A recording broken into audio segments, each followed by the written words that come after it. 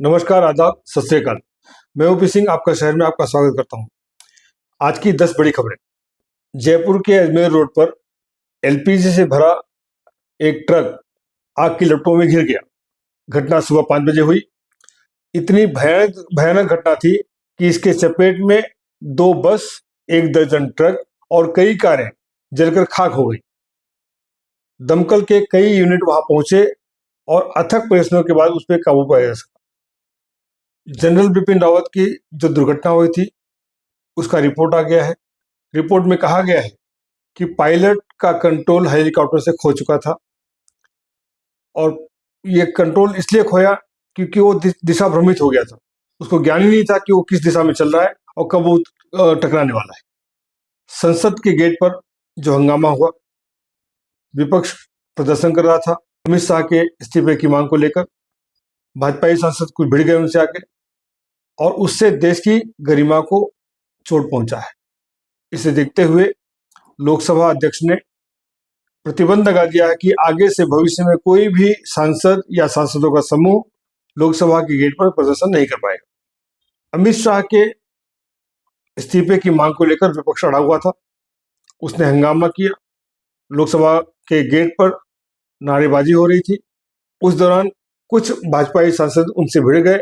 धक्का मुक्की में राहुल गांधी पर यह आरोप लग रहे हैं कि उन्होंने धक्का दिया और 2 भाजपाई सांसद घायल हो गए।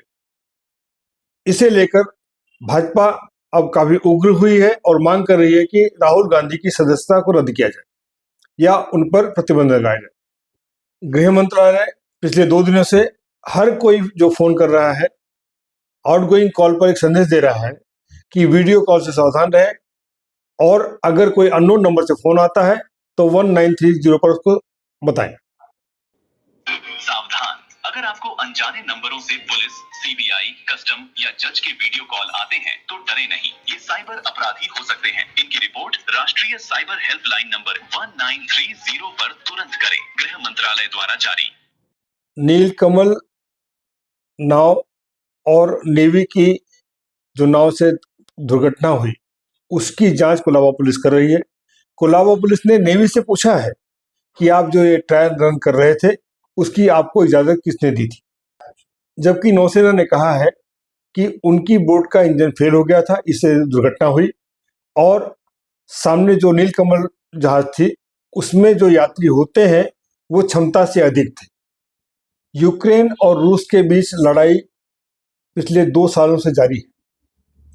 रूस और यूक्रेन ने एक दूसरे पे कई भीषण मिसाइलें दागी, बहुत नुकसान हुआ। अब अचानक से पुतिन का स्वर बदल रहा है। वे एक संदेश जारी करके बता रहे हैं कि वो राष्ट्रपति चुने गए ट्रंप के साथ मिलना चाहते हैं और युद्ध को विराम देना चाहते हैं। कोई शर्त नहीं होगी, बिना शर्त वो युद्ध को समाप्त करने को राजी हो गए। पुणे वासियों के लिए बेहद खुशखबरी है।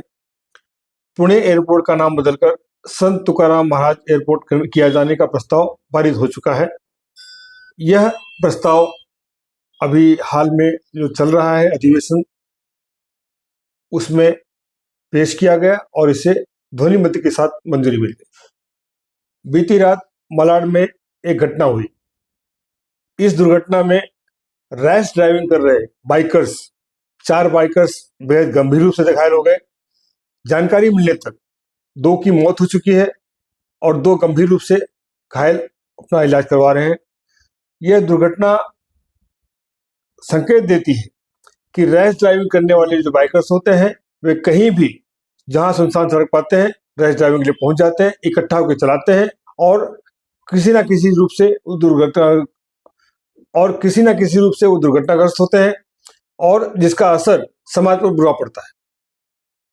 हमारा निवेदन है कि रैश ड्राइवर को रोका जाए, प्रतिबंध लगाया जाए, सरकार इसके लिए कोई नियम लागू करे। यूट्यूब पर सेबी का टिप्स देने वाले यूट्यूबर रविंद्र भारती पर सेबी ने 9.5 करोड़ का जुर्माना लगाया है। सेबी का कहना है कि वे गलत इंफॉर्मेशन लोगों तक पहुंचा रहे थे, जिसके मामले में दोषी पाते हुए उन पर यह कार्रवाई की गई। आज के लिए बस इतना ही। हम आपसे रोज मिलते रहेंगे नई खबरों के साथ में। हमारा निवेदन है कि आपका चैनल को सब्सक्राइब करें, लाइक करें और शेयर जरूर करें। धन्यवाद।